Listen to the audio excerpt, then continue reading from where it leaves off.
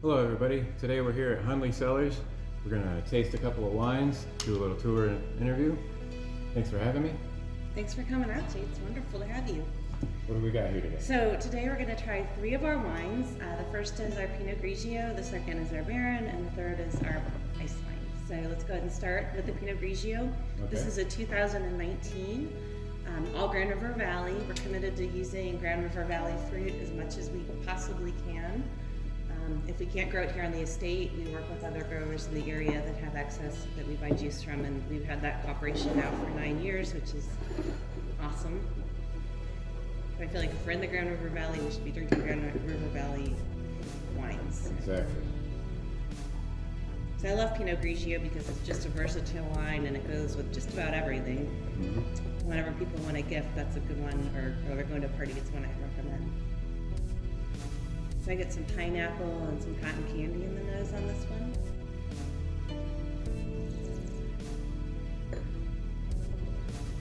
And it's just got a tiny bit of residual sugar to balance out some of the acidity. Up here with the cold climate, we grow higher acidity, higher acidic grapes.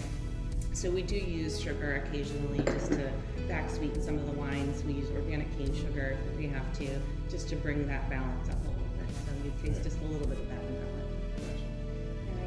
That was delicious.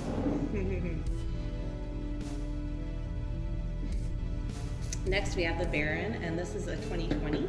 And this is also a Grand River Valley blend, and it's Pinot Noir and Syrah. More Pinot Noir, it's about 90% Pinot Noir and about 10% Syrah.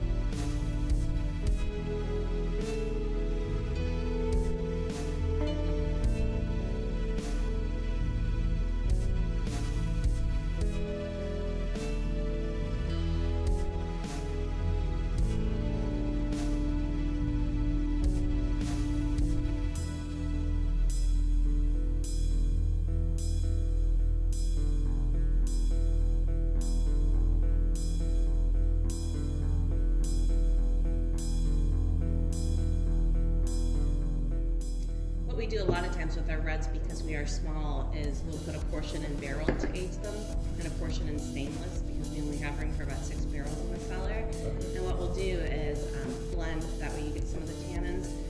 But none of our wines are overly oaky like a big California red would be. They're, again, more representative of our area. Right. This has been one of the most popular cellars since we released it, the first batch, which was 5-6 years ago now. Okay. And it changes year to year, but we try to keep it as one of our bigger reds. I got licorice, leather, and those great currants. I know everybody says currant, but it still holds true. Right. Most of the red. This is the wine I always catch a little bit of an eucalyptus. That's right, you said that last time, and it's so true. Yep. It's wonderful how complex they can be. And how they change. I don't sit and taste our wines, all the time. So once in a while it's fun to just sit and do a tasting with someone, because from the time that we make the decision to bottle to the time that they sit for 6-7 months, they really do evolve. Oh, right. Yeah, that was one of the things we were talking about with Arnie, about how after it's in the bottle, it changes even more. Oh, yeah. It's good. After you bottle it, you want to let it sit for several months and get past the bottle shot. Absolutely. We'll run out of wine occasionally. Can we have it? Can we have it? And sometimes I'll be away and we'll get released without my That's only happening.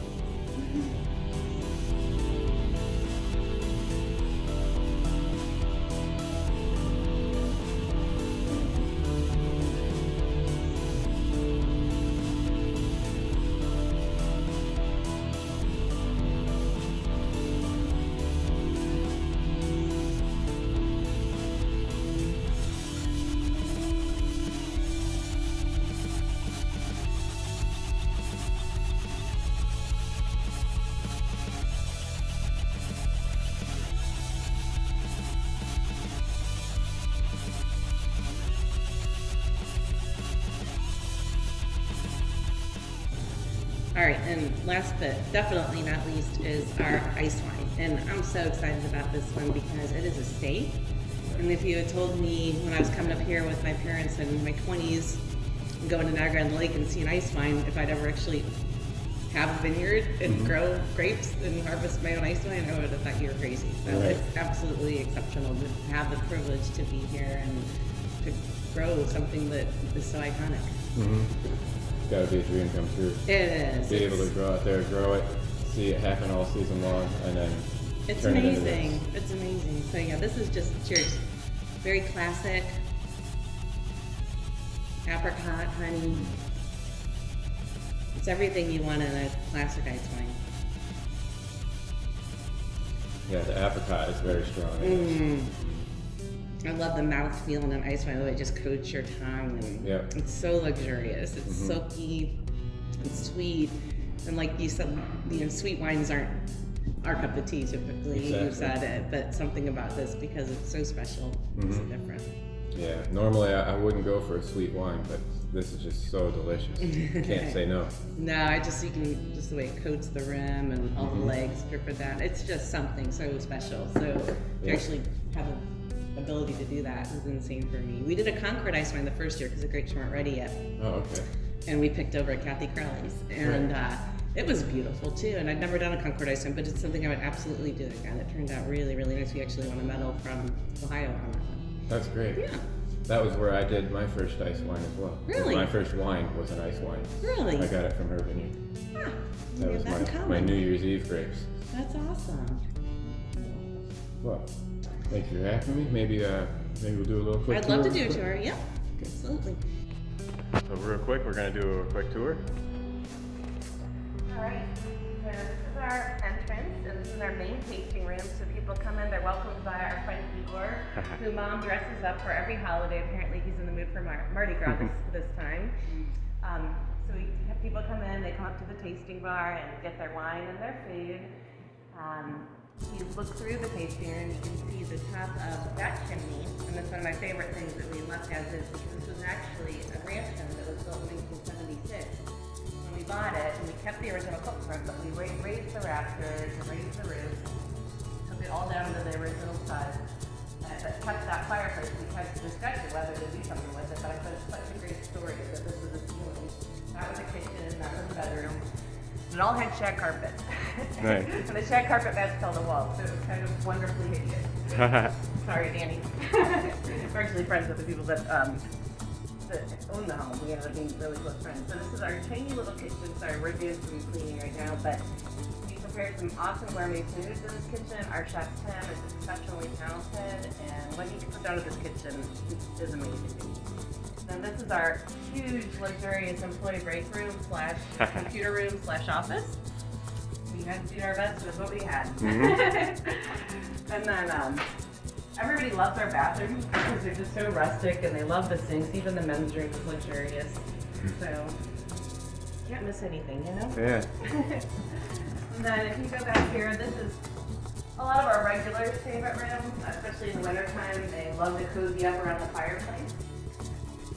This is where a lot of the bigger groups come and enjoy a nice outing with their friends. We have this large family people here and this big table, and the fires are burning equally. It's important to point out my brother and father, who we've lost over since we opened the winery, but they were the co-founders along with my mom and I. And we honor them and we should have someone that is left. And this actually used to be the garage to them, believe it or not. So the garage door was here. And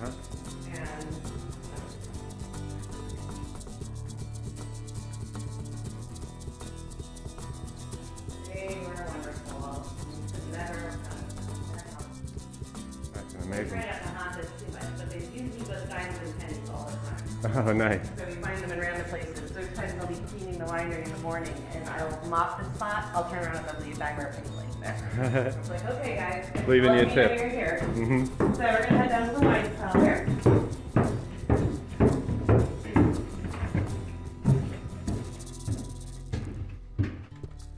And we're a little messy right now because we're kind of in the middle of post-fermentation aging, so we don't have anything really in active process at the moment. Everything right now is just getting ready to go into the bottle. I would guess we'll start bottling probably the end of this month and then just continue through for almost a full year to get everything that we have in a bottle. We do have some of our barrels, like I mentioned here, where we age our reds and then blend back to make a bigger batch. Our typical batch of wine is between 275 and 330 gallons. We produce about 5,000 gallons a year. So here's our filter from the 1950s. I bought it used when a winery down in Southern Ohio closed down, but I love it because there's no motor to it, so it can't break. Right. We have a great pump, and aspiring winemakers, depending on how long you want to be in the cellar, get a good pump. Because the faster it flows, you're going to be racking and filtering for the rest of your life, basically. Right. So the faster it flows, the better. To get your, and we started small. This is the huge upgrade for us, and it goes, and it flows both ways. So just to have a pump that, and again, bought it used, so. Yeah, Definitely it's a the nice workhorse. piece of equipment. It's big for a little cellar, but it gets it done a lot quicker than the ones we had before. Nice. And then this is our bottling line. So we have basically 6 volunteers that work together with us when we bottle, and we have a ball. One of my favorite stories is Betty, Pescia is her name, but she's 86 and she's corked almost every single bottle of wine, and we call her Betty Corker Oh, instead of nice. Betty Crocker. Nice. But she's amazing. She's just incredible. She can't imagine missing a bottle, and we love having her. And she was actually the girlfriend of the gentleman that owned this home. So that's how we met Betty. But anyway, this is our 6-bottle filler. So it's just gravity fed actually through the wall here. We mount the tote outside so that there's no extra oxygen that gets into the wine during bottling. And then we just throw 6 bottles on here. Cork. Our labeler's back. It was missing, and it was broken, but it's been fixed and returned. And then this is the heat sealer, so we put one of the PVC capsules on, run it into the heat sealer, and that shrinks it up, and then box them up, and off they go. Nice. So this side of the cellar is mainly storage. And it's small, again, we had to be really resourceful with the space that we had. Right. And we never wanted to be huge, so it actually works out nicely. All right, turn the lights off.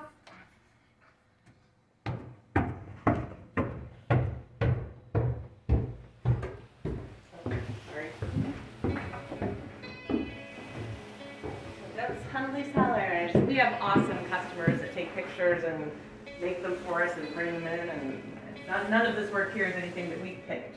Oh, okay. People have just, we always thought it was kind of odd to hang our own, pictures of our own place on our walls, but when somebody that you care about brings it in, it's like, oh, this kind of works. Uh-huh. I'm not sure if I got it in the other interview, but I'm going to ask it right now. Can you tell me one more time about the story of the deer? The deer? The deer on the logo. Oh, the deer on the logo, yeah. Yeah. Is there another story for that deer? No, we found that at the thrift store, actually. Okay. And there was a big argument whether we should even have it or not. But here she is. Or he, obviously. Yeah. So the deer, Hundley comes from the word hunt. So our family, of course, the phone's ringing. But the deer is from our family crest, and so we incorporated that with the grapevine wreath over in the logo. My mom used to always grab a grapevine wreath, and she'd make a new one for every season, and so it kind of combines the heritage of my family and some of our family traditions. Oh, okay. That's the deer. Well, thank you so much. Thank you for having me.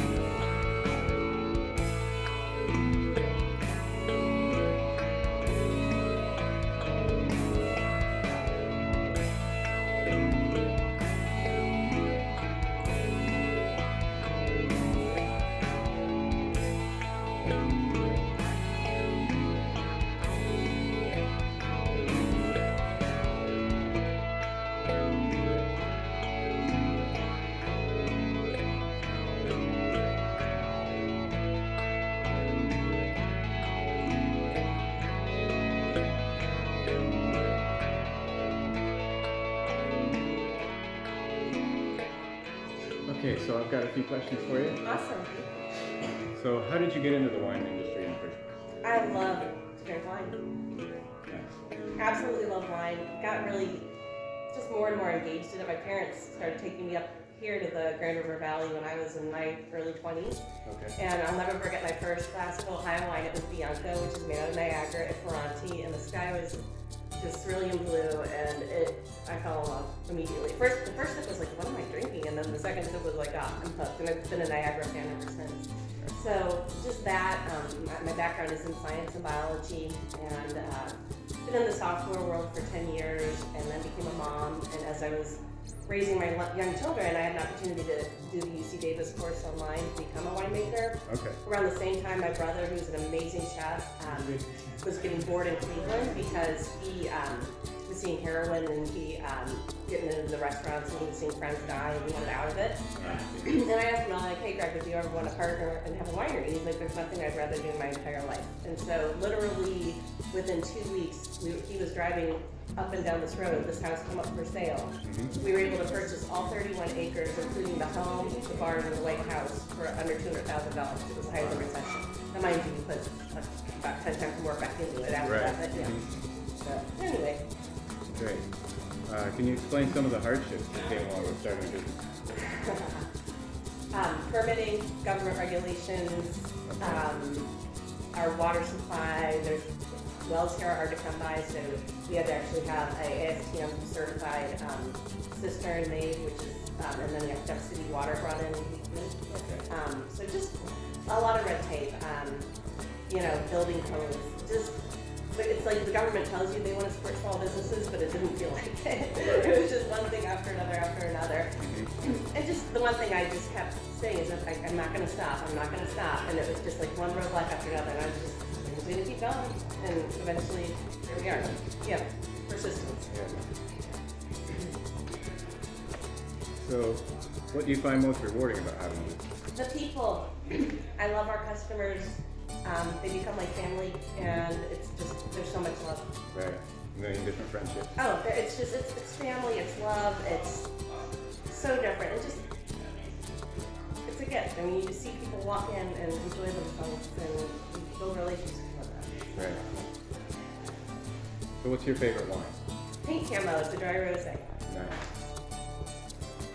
What's your favorite wine food pairing? I love a sharp aged cheese, whether it's a Parmesan Reggiano or a white cheddar. That with my Pink Camo, Right. perfect. Got a little fruit, a little honey, just crackers, things like that. Yeah. Simple. Can you explain how the wine and grape community help each other? There's so many ways in which we help each other. I remember when we were first getting started, we had a tractor breakdown, and within 2 hours, another guy shows up and gives us the tractor to use to help finish clearing. From that to the partnerships I have with like Tony DeBevick and Matt Meineke to buy juice and grapes, what we can't produce on the estate. Matt Meineke has a wonderful vineyard worker, manager, and because he can't give him all the hours that he needs, he's able to work in our vineyard too, so we're able to share the labor pool, which is huge for a smaller farmers. I know a few years ago when I was working with Sean Mann over here helping, I think I got some Pinot Noir to press to make a rosé with, and we needed a press. Sure enough, Benevino offered up his press just like that. It's so amazing, we isn't were it? able to borrow the press. And I have to give a ton of credit to John Dennis. Thanks for bringing him up. He's basically our key winemaker. I do a lot of the decision making, but he's really the workhorse and brilliant. Yeah. How does the Grand River Valley affect growing grapes in Ohio? It creates a beautiful place for it to work. We're 7 miles due south of the lake right now, where we are. And where we are, the winds kind of blow and they settle over the valley, creating a perfect environment. Because of the lake and it staying warm, we are given more days for maturation. And when it freezes and it's cold, bud break is retarded, so the opportunity for frost happening later is mitigated by that. In the soil, obviously, we've got the great shale and silt that came in with the glaciers on the south, and we've got heavier clay soils here. So really tailored 2 different vineyards depending on what side of the river you're on. Right. So, has the changing climate affected your vineyard over the past decade? Polar vortex, which some people attributed to climate change, definitely hurt us. Our vines were babies; they were only 3 years old when we hit below 26 degrees and lost about 20% of our Riesling that year. The rest of the vines hung on, but we had no harvest at all this weekend. Was that the polar vortex of 2015? Yes. Yeah. I heard a lot of wineries around here. Yeah, we all Finger Lakes became our good friends for grapes that year.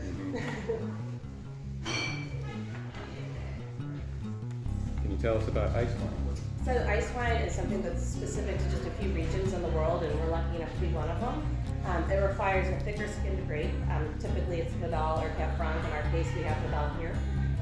We wait until the grapes are frozen solid. The berries need to be frozen solid. Typically 17 degrees for about 24 hours is the perfect guideline, but it's Mother Nature. We don't always get that. Right. Sometimes it's 10 below all of a sudden and it's freezing. I remember picking the first time and I didn't feel my toes for about 48 hours. But the berries are pressed when they're still frozen, which keeps all the sugar in solution, so it just creates this fantastically sweet wine. You get a really good, strong, hearty piece that can handle high alcohol tolerance, and you can get up to about a 15% on it. It's lovely. Delicious. How many wines do you have? So it depends on what we run out of, but typically we're around 14. Okay. Can you explain the deer logo? Yeah, and before I do that, for all of you who are animal rights activists, we are animal rights people as well. The bear behind me, this is all about family. So my dad had, my grandparents had a hunting and fishing lodge in Canada, which is kind of the design of the winery was based off of that. And we used to spend summers up there, and my mom and dad would take some of their kids, and they'd have to take the trash to a dump. And this friend here was threatening the family, and so it meant it's match that way. But it's an homage to my father who's no longer with us, so we don't go and actively hunt for a trophy. But anyway, the deer. So the name Hundley derives from hunt, and the crest, our family crest, has a deer in its logo, and so that's where the deer came from. The grapevines around it are basically a tribute to my mom, who, growing up in Stowe, we had a forest, and she'd grab grapevines out of the forest and make a wreath and change it out for every holiday. So we kind of combined a few different ideas there. There you go. So how has COVID affected your business since it started? By the grace of God, it didn't.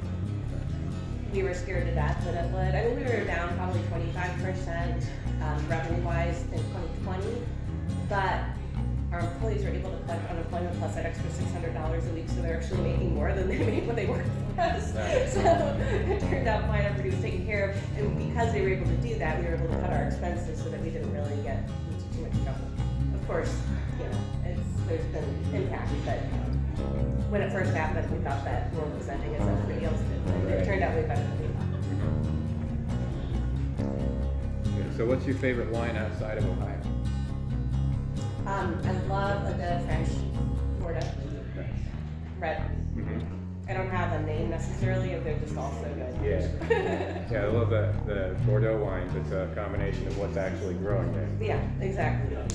That's one of my favorites as well. It's what's it, Cab Sauv, Cab Franc, Merlot, a little bit of Petit Verdot. Yeah, and actually Carmenere, which got rediscovered, they thought it was extinct because of phylloxera, and they found it growing in Chile. They've been thinking it was Merlot for years until they did the genealogy on it and found out that it was actually Carmenere, one of my favorite little peaks.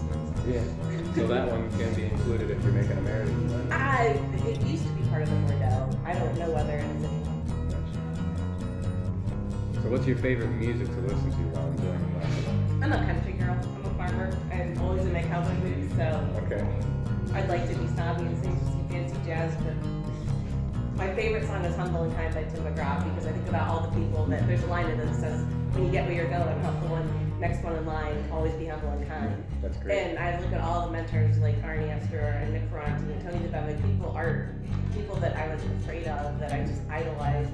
Kim Lorella, that came along when I was a baby in the business, and they could have laughed at me and be like, you're gonna do what? You think you're gonna do this? Instead, they all turned around and helped me. And I'm forever grateful. I feel like a little kid still to this day when I'm around those giants in the wine business. I'm like, how am I even allowed in the same room with these people? It never gets old. I've had that same feeling. I call myself goldfish swimming amongst dolphins. Oh yeah, that's how it feels still to this day. I have a picture of me early on between Nick Ferranti and Wes Gralowski. at one of the events, and here I'm sitting with like legends, and I'm just like, Yeah. I'm not ready. Right. So what variety of grapes do you have in your vineyard? So we have, we're a little lower, so we have to be a little conservative about what we planted for foolhardiness. So mainly French hybrids, but we do have some Riesling. Other than that, we have Seyval, Traminette, Vidal, which we use for our ice wine, Niagara, and then Delaware, which are two American wines. Okay. You talked about 2015. Do you have any advice for aspiring winemakers? Learn the book smarts, but more importantly, find a good mentor. John Manis, I had all the book smarts, but I always say it's like reading a book about driving a car and then getting into a car. Right. You learn a heck of a lot more when you're in the car. So actually finding a good mentor to work under is At least that's what John Maris taught me when I was working here under him. He's, you can go to school and all that, but honestly, just go work at a winery. Work at a winery, you'll learn everything they do. It's true. Yeah. And it's hard work. It's hard work. Absolutely, very It's not hard. glamorous. I mean, when you own a business, I scrub the toilets every single day before we open. So, you know, everything's wine. Owning a winery is the most glamorous thing in the world. But you know what? It's work and you're not going to get rich. No. A whole lot of dirty work out in the vineyard, and then there's a whole Oh lot, yeah, a in lot the of cellar. dirty work in And, the cellar. oh yeah, the first time I had to clean tartrates out of after tartrate civilization, the amount of goo. And of course, nobody told me that soda ash dissolved them until it was the old wine had Travis from Devonier. He used to be the winemaker. He's like, Tracy's like soda ash dissolves that stuff. I'm like, thanks. Now you tell me. Yeah. A little too late. You gave me a bag for free. I think I stole a little more. Okay, would you like to plug your website, Facebook page, address? Facebook's really where we live mainly. Okay. I mean, our website stays up to date with music, but any promotions, music, events, specials, you're going to find it at Hundley Cellars. Gotcha. Is there anything else on your mind that you'd like to talk about? I'm just grateful for, I mean, every day seems like magic to be here, honestly. I'm just so grateful. And it's not me. There's so many people that make Hundley Cellars what it is. I mean, I shouldn't even be on camera. There should be 500 other people that make us who we are today. But I appreciate the opportunity. Well, thank you for having me. I appreciate the opportunity tonight. Thank you. And another segment of wine trivia. Our wine trivia question last week was, what type of grape is a Vidal Blanc? Is it a hybrid, a vinifera, or Lambrusco? The answer is it's a hybrid. Cross between Ugni Blanc and something d'Or. Oh, Rayon d'Or. That's what it was. Rayon d'Or and Ugni Blanc make up the hybrid grape Vidal Blanc. And now for this week's question, which grape varieties make up Emeritus blend?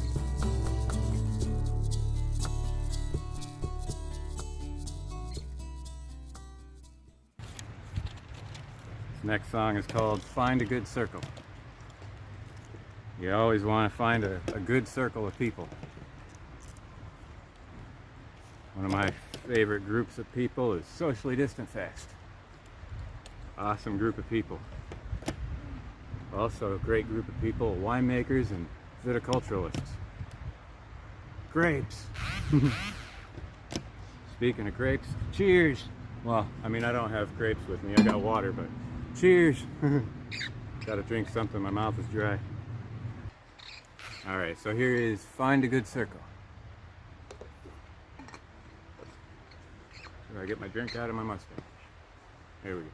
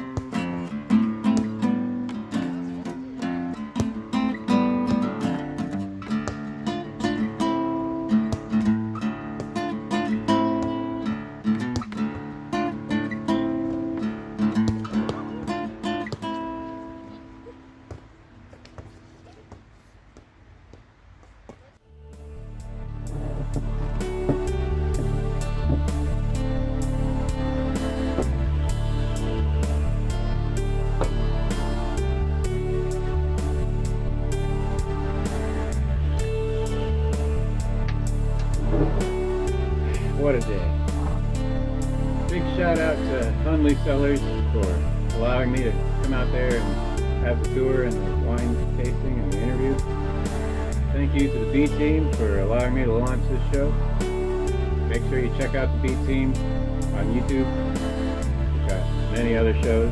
We've got Burn It Down with Tom Cheshire, It's Casual with Rory Penland, Under the Influences with John Fitz, and the R&D Cafe with Renee Jaworski and Dennis Carter. Make sure you check out those shows. And there are many, many other shows. There are a lot of shows on this channel. Good channel. Make sure you check it out. Make sure you subscribe. Smash the like button. I'm the Red Bearded Wine Snob. I'll see you next time. Cheers.